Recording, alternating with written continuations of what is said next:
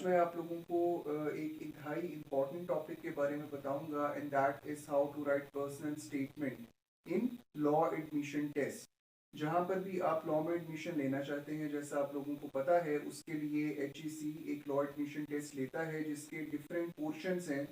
उसी के अंदर आपका 75% का portion that is MCQ based और 25% का पोर्शन आपका रिटर्न पर बेस करता है, कि जिसमें एक आपको ऐसे लिखना है और दूसरा आपने एक पर्सनल स्टेटमेंट लिखना है। पर्सनल स्टेटमेंट आप इंग्लिश में भी लिख सकते हैं और उर्दू में भी लिख सकते हैं। अब एक सिंपल सा क्वेश्चन पैदा होता है कि ये आपसे पर्सनल स्टेटमेंट क्यों लिखवाते हैं। ठीक है, ये भी तो हो सकता है कि विदाउट पर्सनल स्टेटमेंट आपका एक MCQ बेस्ड टेस्ट लिया जाए जैसा कि नॉर्मली लिया जाता है, और उसके बाद वो आपको जो है उसी तरीके से पास कर दें अगर पासिंग मार्क्स आते हैं। तो बेसिकली पर्सनल स्टेटमेंट लिखवाने का मतलब ये है कि आपका outlook towards your life, towards your profession क्या है। आप अपने आप को कहाँ तक जाता हुआ देखना चाहते हैं या देख सकते हैं, या फिर आप इस फील्ड के हवाले से फिट भी होंगे या नहीं होंगे, आपकी एडजस्टमेंट किस हद तक होगी। ठीक है, तो ये सारी चीज़ें हैं। बेसिकली तो मेरा अपना ये मानना है कि ये जो पर्सनल स्टेटमेंट है ये आपके रिटन टेस्ट के बाद होनी चाहिए। यानी कि या तो ये करें कि इंटरव्यू के टाइम आपसे पूछें कि भाई आप यहाँ पर क्यों आए हैं, आप लॉ में क्यों आना चाहते हैं। ठीक है, कोई और फील्ड आपने क्यों ज्वाइन नहीं की। ठीक है, या फिर इसके मार्क्स ज़्यादा होने चाहिए कि अगर आप ये पर्सनल स्टेटमेंट में अपने आप को सही तौर पर जज नहीं करवा सकते, ठीक है, then you don't deserve to be a lawyer. तो बेसिकली इसके अंदर आपने इतनी सी बात याद रखनी है कि आपने हर एक वो चीज़ बतानी है कि जिसके बाद ये लगे कि I am the fittest person to be a lawyer. ठीक है, आप ये बताना चाहेंगे कि मुझसे बेहतर कोई बंदा इस फील्ड के लिए नहीं बना। ठीक है, तो ये बेसिकली आपने जो बेसिक सा प्रिंसिपल है वो याद रखना है, और उसके बाद आप अपनी पर्सनल स्टेटमेंट को अफेक्टिवली अच्छे तरीके से लिख सकते हैं। और इन चीज़ों का जो मैं आपको बताने जा रहा हूँ अगर आप ख्याल रखेंगे, तो एक तो ये कि बहुत अच्छा इंप्रेशन आप डाल सकेंगे उस एग्जामिनर के माइंड पर। ठीक है, आपकी एक शख्सियत जो है वो निखर कर उभर कर सामने आएगी, और इसके अलावा आप अच्छे मार्क्स भी ले सकते हैं, जो कि टेस्ट की हद तक आपका मेन, किसी भी स्टूडेंट का मेन ऑब्जेक्टिव होता है। ठीक है, तो इसको स्टार्ट करते हैं। फर्स्ट ऑफ ऑल आपने ये चीज़ याद रखनी है कि आपने अपना नाम मेंशन नहीं करना। मेरा नाम फला फला है ये आपने नहीं लिखना, क्योंकि आप किसी भी टेस्ट में अपना नाम मेंशन नहीं करते। उसकी वजह ये है कि अगर आप नाम मेंशन करेंगे तो वहां पर एक इम्प्रेशन आ जाता है कि शायद आप किसी एग्जामिनर को अपना नाम बताना चाह रहे हैं। ठीक है, for the purpose of corruption, इसको भी करप्शन कह सकते हैं, चीटिंग के लिए, या फिर आपका कोई रेफरेंस है। ठीक है, इस वजह से आपने अपनी आइडेंटिटी छुपा कर रखनी होगी, आप उसमें अपना नाम मेंशन नहीं करेंगे। ठीक है, आप क्या करते हैं कि अपना बैकग्राउंड बताते हैं, फैमिली बैकग्राउंड स्टार्ट आप यहाँ से लेंगे कि मेरा ताल्लुक फला फला इलाके से है, मेरा ताल्लुक एक छोटे से गांव से है, कराची से है, लाहौर से है, इस्लामाबाद से है, वट एवर। ठीक है, या फिर आप किसी भी ऐसी जगह का नाम लिख सकते हैं कि जहां से आप बिलोंग करते हैं बेसिकली। ठीक हो गया। उसके बाद फैमिली बैकग्राउंड में और क्या चीज़ आएगी, आपने ये बताना है कि मेरा ताल्लुक एक पढ़े लिखे खानदान से है। ठीक, अगर आप ये नहीं भी बताते, और एक्चुअली अगर ऐसा अनफॉर्चुनेटली नहीं है, तो आप ये कह सकते हैं कि भाई मेरे वालिदैन पढ़े लिखे नहीं है, लेकिन उनका एक विजन ज़रूर है, और वो अपनी औलाद को पढ़ाना चाहते थे, या फिर वो अपनी औलाद को आगे देखना चाहते थे। ठीक है, यानी कि एक आप कह लें कि विजन आप बताएंगे अपनी फैमिली के बारे में। ठीक है, या तो वो एजुकेटेड हैं या फिर वो अपने बच्चों को एजुकेट करना चाहते हैं। ठीक हो गया। सेकेंडली आपका एजुकेशनल बैकग्राउंड, कि आपका एजुकेशनल बैकग्राउंड क्या है। आपने डेफिनेटली जब आप लैट में आते हैं तो इंटरमीडिएट तो आप कर चुके हुए हैं। ठीक है, लेकिन इसके अलावा आप ये बताएंगे कि आपने कौन कौन से स्कूल से पढ़ा, या अगर आपके पास इतना ज़्यादा टाइम नहीं है और ज़्यादा आपने लेंथ देनी भी नहीं होती पर्सनल स्टेटमेंट को, 100 to 150 वर्ड्स में आपने ये कवर करना है, तो उसमें फिर आप बता देंगे कि मेरी जो तालीम है वो अच्छी है, या मेरी जो बेसिक एजुकेशन है that has been very good. ठीक है, तो मेरे वालिदैन ने मुझे अच्छी जगह से अच्छे स्कूल में तालीम हासिल करवाई है। ठीक हो गया। उसके बाद जो मेन चीज़ है यहाँ पर, ये आपकी लीडरशिप क्वालिटीज है। अब लीडरशिप क्वालिटीज बताना क्यों जरूरी है? अब आप जरा गौर करें कि जिस फील्ड को आप चूज कर चुके हैं या जहां पर आप जाना चाहते हैं, क्या वो लीडरशिप क्वालिटीज के बगैर मुमकिन है? आपने एक बंदे को आकर रिप्रेजेंट करना है कोर्ट में, ठीक है?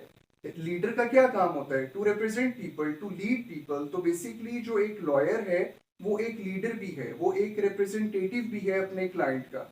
और कोई भी बंदा जब तक अपने क्लाइंट को रिप्रेजेंट नहीं कर सकता प्रॉपरली, तो डेफिनेटली इस फील्ड में आने का फिर कोई फायदा नहीं है, ठीक है? तो लॉयर का क्या क्या काम होता है? To represent. इसी तरीके से लीडर का क्या काम होता है? टू रिप्रेजेंट, ठीक है?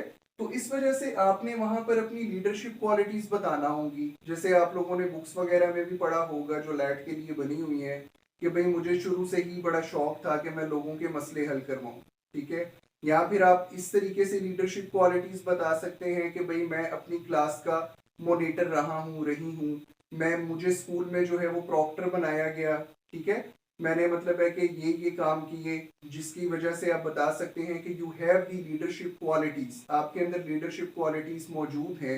You can lead from the front. कोई भी सिचुएशन, लीडर का और क्या काम होता है कि कोई भी सिचुएशन वो टैकल कर सकता है समझदारी से। अब लॉयर का क्या काम होता है कोर्ट के अंदर? जहां पर भी कोई मुश्किल पेश आए, वो उस मुश्किल से क्लाइंट को बचाए और वो सिचुएशन को कंट्रोल कर ले। बहुत सारी जगहों पर ऐसा होता है कि हमारे हाथ से सिचुएशन निकल रही होती है, लेकिन उसने आपको समझदारी से, मामला फहमी से आपने उसको कंट्रोल करना होता है, ठीक है? तो ये लीडरशिप क्वालिटीज आप लाजमी तौर पर बताएंगे। अगर आप पहले से स्टूडेंट पॉलिटिक्स में रहे हैं तो आप बेशक वो भी बता दें कि हमारी एक यूनियन थी, ऑर्गेनाइजेशन थी, ठीक है? या फिर हमारी सोसाइटी थी, कुछ कॉलेजेस में सोसाइटीज का कॉन्सेप्ट होता है, ठीक है?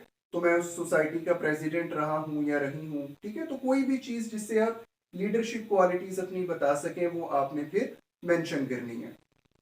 इसी तरीके से very very importantly speaking power. अब ये जो दोनों चीजें हैं, leadership qualities and speaking power, ये हमेशा साइड बाय साइड चलती हैं। अब एक लीडर का आप जरा जहन में लाकर देखें, कोई ऐसा लीडर जो कि बोल नहीं सकता, जो जिसके पास स्पीकिंग पावर नहीं है, तो वो क्या इंप्रेशन छोड़ेगा अपने फॉलोअर्स के ऊपर? डेफिनेटली वो इंप्रेशन जीरो होगा, ठीक है? तो इसी तरीके से आपने स्पीकिंग पावर भी बतानी है।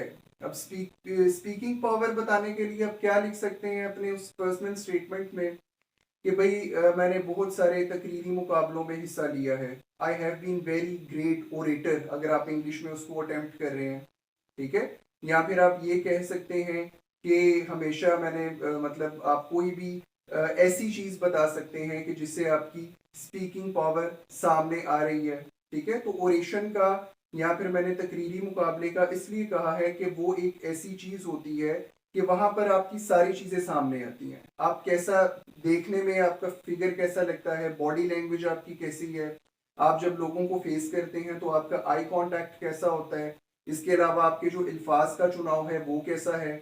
वहां पर आपको टाइम भी दिया जाता है, कितने टाइम में अपनी बात आपने पूरी करनी है, टाइम वेस्ट नहीं करना, ठीक है?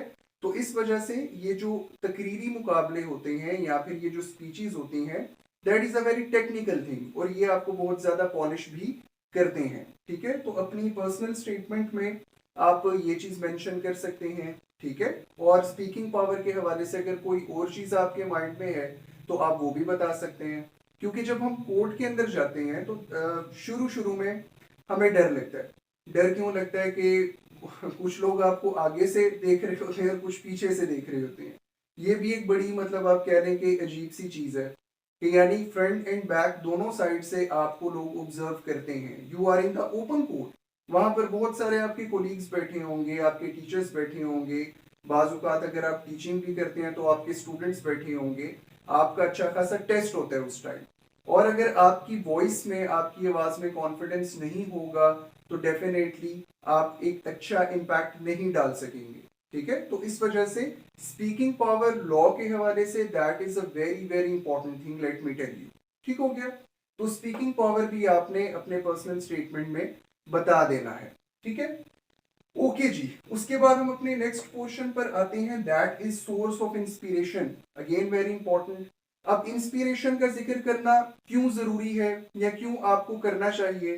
देखें, आप किसी भी चीज की तरफ आते हैं, आप कुछ सोच कर आते हैं, ठीक है? अब पर्सनल स्टेटमेंट लिखवाने का मकसद ही यही है आपसे कि you should have something in mind, आपने कुछ सोचा होगा। और अब 3 ईयर लॉ के बाद 5 ईयर लॉ की तरफ हम आ गए हैं पाकिस्तान में, तो क्यों आए हैं? ठीक है, again you are from the very first day you have some inspiration in your mind, आपके जहन में कोई ना कोई सोर्स ऑफ इंस्पिरेशन है कि जिसकी वजह से पहले दिन से आपने ये फील्ड को चूज किया। पहले ये होता था कि बीए किया, अगर कुछ और नहीं मिला तो आप लॉ में चले गए, तो लॉ में चले गए तो फिर अब देखें हमारी जो फील्ड है वो सैचुरेटेड है। बहुत सारे ऐसे लोग भी इस फील्ड का हिस्सा हैं जिनको नहीं होना चाहिए था। ये सारी चीजें किस वजह से हैं? ये इसी वजह से हैं कि इंस्पिरेशन नहीं थी हमारे पास। ठीक है, ऐसी बस आए, मुंह उठाया और वकील बन गए। अब इंटर के बाद आपको लॉ करवाने का 5 ईयर लॉ का मकसद यही है कि आप मैट्रिक के बाद से सोचना शुरू कर देंगे कि भाई मैंने इंटरमीडिएट में कौन से सब्जेक्ट पढ़ने हैं। ठीक है, या फिर आप प्रायर इन टाइम सोचेंगे कि यार मैंने वकील बनना है। ठीक है, तो इस वजह से ये चीजें जरूरी होंगी, आपको इंस्पिरेशन बतानी पड़ेगी। अब वो इंस्पिरेशन कोई भी हो सकता है। ठीक है, आपकी घर में अगर कोई वकील है तो आप उसके बारे में लिख सकते हैं। लाइक अगर मैं अपनी बात करूं, my father was a lawyer. ठीक है, he was my main source of inspiration. मैं उनको देखता था बचपन से, रिस्पेक्ट मिलती थी और एक मकाम था सोसाइटी में, तो वहां से मुझे इंस्पिरेशन मिली कि I should be a lawyer. ठीक है, इसी तरीके से अगर आपकी फैमिली में कोई नहीं है तो आप किसी पब्लिक फिगर को देख सकते हैं। ठीक हो गया, नाम मैं यहाँ पर किसी का नहीं लूंगा माजरत के साथ।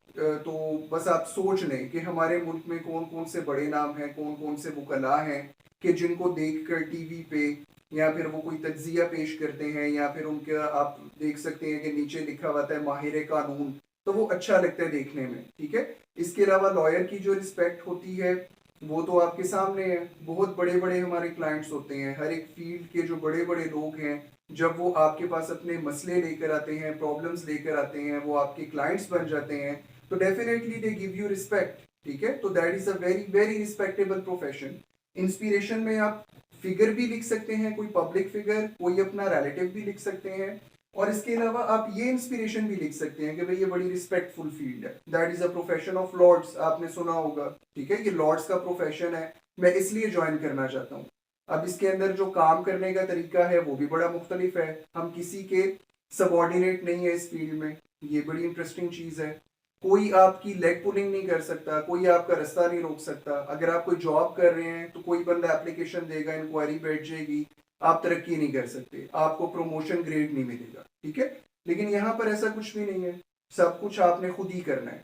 अगर आप खुद कामयाब होना चाहते हैं तो कोई आपको कामयाबी से नहीं रोक सकता। ठीक है, तो ये भी एक इंस्पिरेशन के अंदर चीज आ सकती है, ये भी आप यहाँ पर डिस्कस कर सकते हैं। ठीक हो गया, तो ये फिर आपने बता देना है कि आपको इंस्पिरेशन कैसे मिली।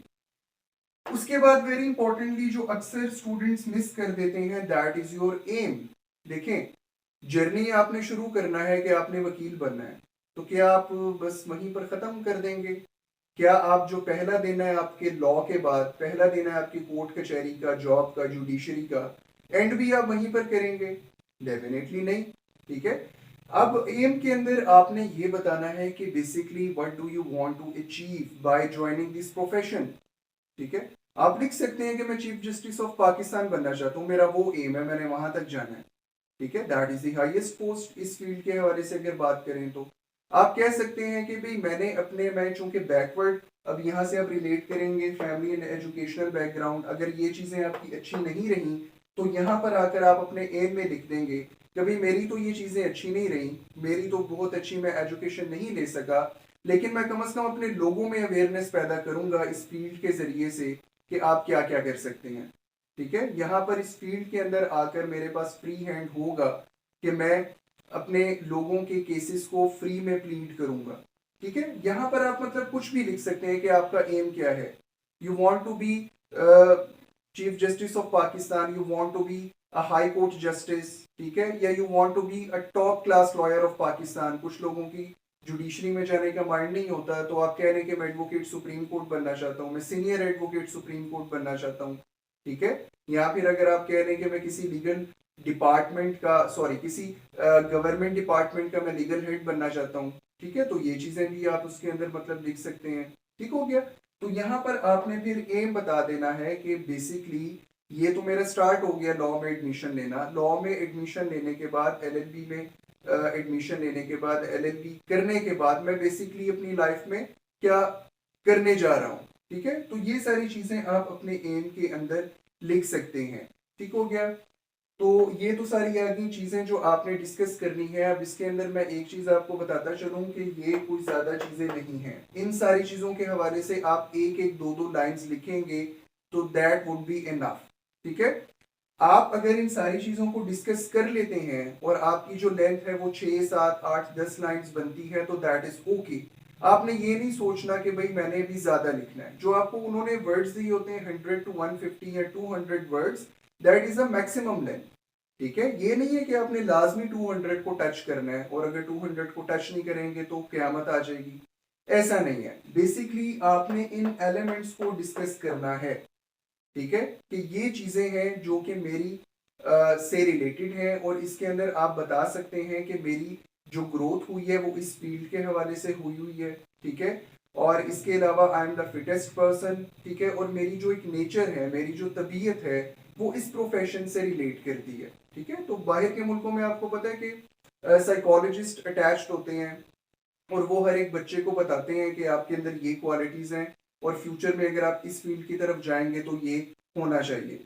ठीक है, और इसके अलावा जो अब्रॉड का कल्चर है वहाँ पर बाकायदा तौर पर इस तरीके से स्पेशल डिपार्टमेंट्स होते हैं जिनका काम सिर्फ काउंसलिंग करना होता है। ठीक है, तो अगर हमारे पास नहीं भी है ये चीज़ें तो फिर भी हम अपनी काउंसलिंग खुद कर सकते हैं। हम ये चीज़ें दूसरों को बता सकते हैं, या फिर अगर आज मैं आपको ये चीज़ें बता रहा हूँ तो इनको आप गौर से सुन लीजिए और ये चीज़ें आपने हमेशा मद्देनज़र रखनी है। आप दूसरों को भी एडवाइस कर सकते हैं कि भाई आपको ये फील्ड चूज करनी चाहिए, क्योंकि ये सफ़र यहाँ ख़त्म नहीं होता, बल्कि जब आप लॉ फील्ड ज्वाइन कर लेंगे, कामयाब वकील बन जाएंगे, तो उसके बाद बहुत से आपके एसोसिएट्स होंगे, जूनियर्स होंगे, आपके स्टूडेंट्स होंगे, आपके बच्चे होंगे जिनको आप इस फील्ड के हवाले से गाइडेंस प्रोवाइड कर रहे होंगे। तो ये था एक छोटी सी कोशिश मेरी तरफ से, क्योंकि बहुत सारे स्टूडेंट्स ने पहले भी कहा कि इसके ऊपर कुछ बात होनी चाहिए, लैट के हवाले से आप बताएं। तो मैं देख रहा था कि सबसे ज़्यादा जो प्रॉब्लम फेस कर रहे हैं स्टूडेंट्स वो पर्सनल स्टेटमेंट के हवाले से हैं। तो उम्मीद है मैं आप लोगों को कुछ समझा पाया होऊंगा। अपना बहुत सारा ख्याल रखिए। अल्लाह हाफिज़।